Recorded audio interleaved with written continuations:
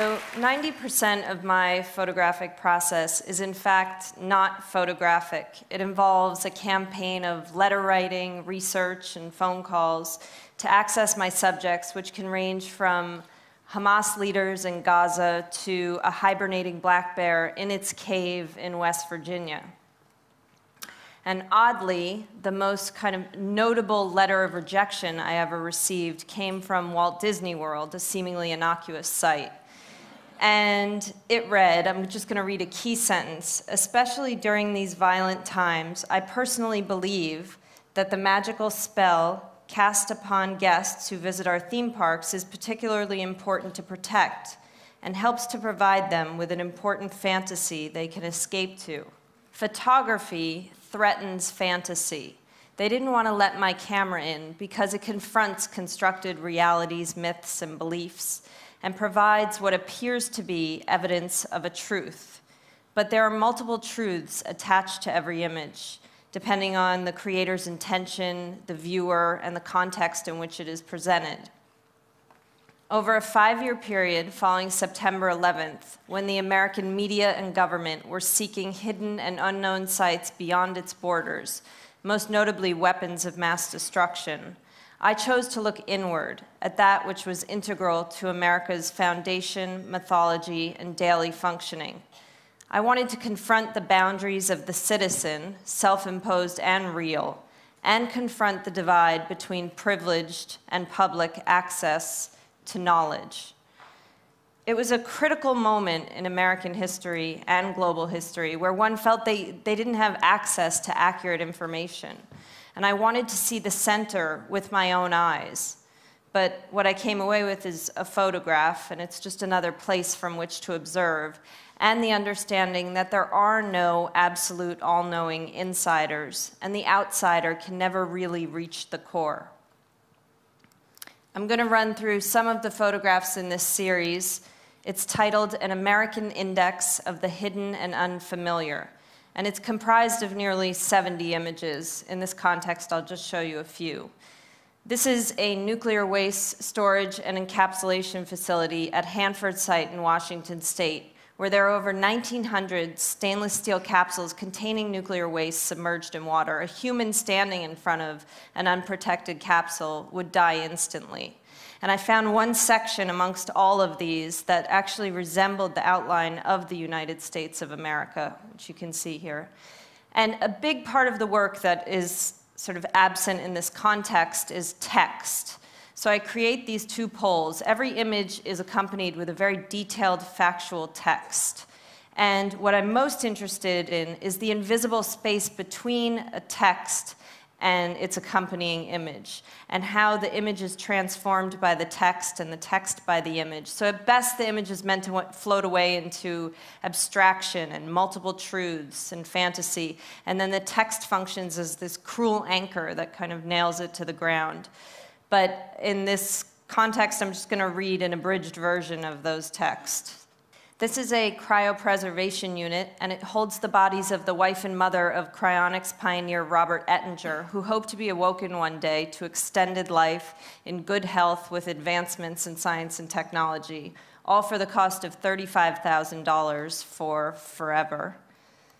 This is a 21-year-old Palestinian woman undergoing hymenoplasty. Hymenoplasty is a surgical procedure which restores the virginal state, allowing her to adhere to certain cultural expectations regarding virginity and marriage. So it essentially reconstructs a ruptured hymen, allowing her to bleed upon having sexual intercourse to simulate the loss of virginity. This is a jury simulation deliberation room, and you can see beyond that two-way mirror jury advisors standing in a room behind the mirror, and they observe deliberations after mock trial proceedings so that they can better advise their clients how to adjust their trial strategy to have the outcome that they're hoping for. This process costs $60,000. This is a U.S. Customs and Border Protection room, a contraband room at John F. Kennedy International Airport. On that table, you can see 48 hours worth of seized goods from passengers entering into the United States. There's a pig's head, and African cane rats, And part of my photographic work is I'm not just documenting what's there. I do take certain liberties and intervene. And in this, I really wanted it to resemble an early still life painting. So I spent some time with the smells and items. This is the exhibited art on the walls of the CIA in Langley, Virginia, at their original headquarters building. And the CIA has had a long history with both covert and public cultural diplomacy efforts. And it's speculated that some of their interest in the arts was designed to counter Soviet communism and promote what it considered to be pro-American thoughts and aesthetics. And one of the art forms that elicited the interest of the agency and has thus come under question is abstract expressionism. This is the Forensic Anthropology Research Facility.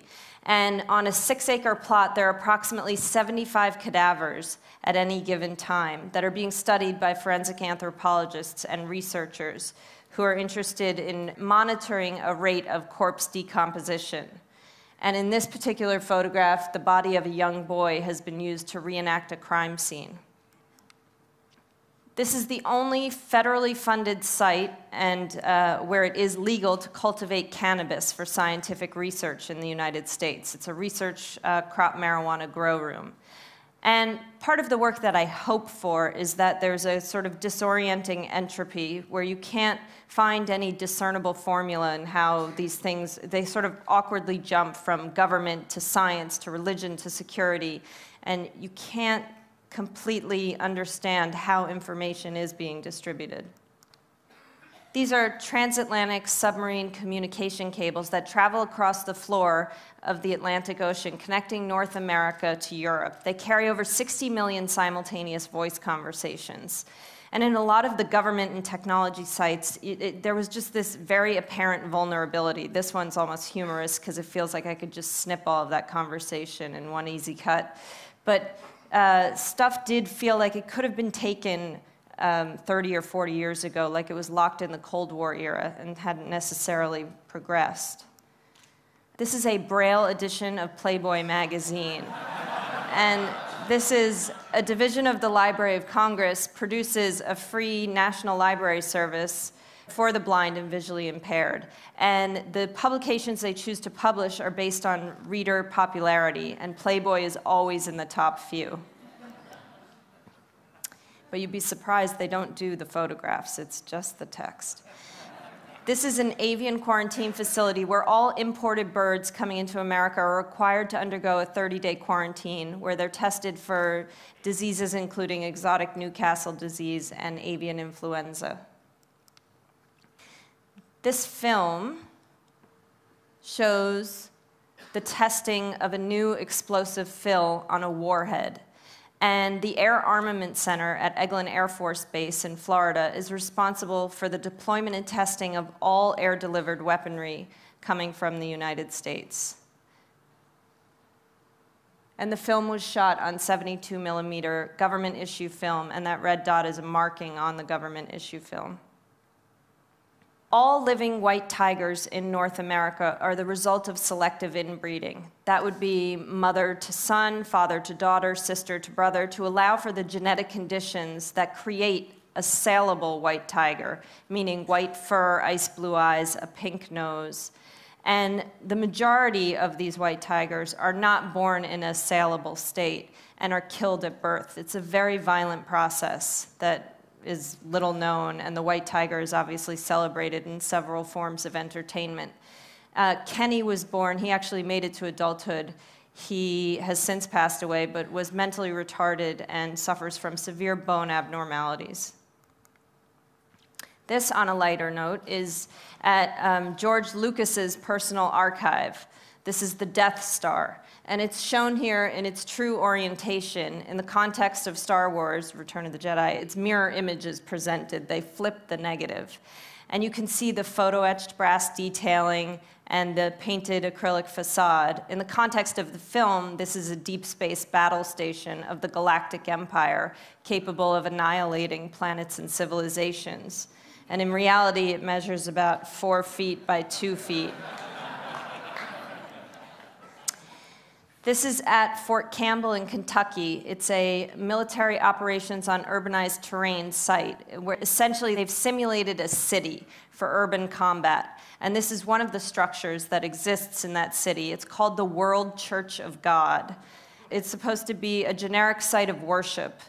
And after I took this photograph, they constructed a wall around the World Church of God to mimic the setup of mosques in Afghanistan or Iraq. And I worked with MetaVR, who creates virtual simulations for the Army for tactical practice. And we put that wall around the World Church of God and also used the characters and vehicles and explosions that are offered in the video games for the Army, and I put them into my photograph. This is live HIV virus at Harvard Medical School, who's working with the US government to develop sterilizing immunity. And Al-Hura is a US government-sponsored Arabic language television network that distributes news and information to over 22 countries in the Arab world. It runs 24 hours a day, commercial-free. However, it's illegal to broadcast Al-Hura within the United States. And in 2004, they developed a channel called Al-Hura Iraq, which specifically deals with events occurring in Iraq and is broadcast to Iraq. Now I'm going to move on to another project I did. It's titled The Innocents. And for the men in these photographs, photography had been used to create a fantasy, contradicting its function as evidence of a truth. In these instances, it furthered the fabrication of a lie. I traveled across the United States photographing men and women who had been wrongfully convicted of crimes they did not commit, violent crimes. And I investigate photography's ability to blur truth and fiction and its influence on memory, which can lead to severe, even lethal consequences. For the men in these photographs, the primary cause of their wrongful conviction was mistaken identification. A victim or eyewitness identifies a suspected perpetrator through law enforcement's use of images, but through exposure to composite sketches, Polaroids, mugshots, and lineups, eyewitness testimony can change. I'll give you an example from a case. A woman was raped and presented with a series of photographs from which to identify her attacker. She saw some similarities in one of the photographs, but couldn't quite make a positive identification. Days later, she's presented with another photo array of all new photographs, except that one photograph that she had some draw to from the earlier array is repeated in the second array, and a positive identification is made, because the photograph replaced the memory, if there ever was an actual memory. Photography offered the criminal justice system a tool that transformed innocent citizens into criminals. And the criminal justice system failed to recognize the limitations of relying on photographic identifications. Frederick Day, who's photographed at his alibi location, where 13 witnesses placed him at the time of the crime, he was convicted by an all-white jury of rape, kidnapping, and vehicle theft, and he served 10 years of a life sentence. Now, DNA exonerated Frederick, and it also implicated another man who was serving time in prison. But the victim refused to press charges because she claimed that law enforcement had permanently altered her memory through the use of Frederick's photograph. Charles Fain was convicted of kidnapping, rape, and murder of a young girl walking to school. He served 18 years of a death sentence. I photographed him at the scene of the crime at the Snake River in Idaho. And I photographed all of the wrongfully convicted at sites that came to particular significance in the history of their wrongful conviction. The scene of arrest, the scene of misidentification, the alibi location, and here the scene of the crime, it's this place to which he's never been, but changed his life forever. So photographing there, I was hoping to highlight the tenuous relationship between truth and fiction in both his life and in photography. Calvin Washington was convicted of capital murder. He served 13 years of a life sentence in Waco, Texas. Larry Mays, I photographed at the scene of arrest where he hid between two mattresses in Gary, Indiana, in this very room to hide from the police. He ended up serving 18.5 years of an 80-year sentence for rape and robbery. The victim failed to identify Larry in 2 live lineups and then made a positive identification days later from a photo array. Larry Youngblood served 8 years of a 10.5-year sentence in Arizona for the abduction and repeated sodomizing of a 10-year-old boy at a carnival. He's photographed at his alibi location. Ron Williamson. Ron was convicted of the rape and murder of a barmaid at a club and served 11 years of a death sentence. I photographed Ron at a baseball field because he had been drafted to the Oakland A's to play professional baseball just before his conviction. And the state's key witness in Ron's case was, in the end, the actual perpetrator. Ronald Jones served 8 years of a death sentence for rape and murder of a 28-year-old woman. I photographed him at the scene of arrest in Chicago. William Gregory was convicted of rape and burglary. He served 7 years of a 70-year sentence in Kentucky. Timothy Durham, who I photographed at his alibi location, where 11 witnesses placed him at the time of the crime, was convicted of 3.5 years of a 3,220-year sentence for several charges of rape and robbery. He had been misidentified by an 11-year-old victim. Troy Webb is photographed here at the scene of the crime in Virginia. He was convicted of rape, kidnapping, and robbery and served 7 years of a 47-year sentence. Troy's picture was in a photo array that the victim tentatively had some draw toward, but said he looked too old. The police went and found a photograph of Troy Webb from 4 years earlier, which they entered into a photo array days later, and he was positively identified. Now, I'm going to leave you with a self-portrait, and it reiterates that distortion is a constant, and our eyes are easily deceived.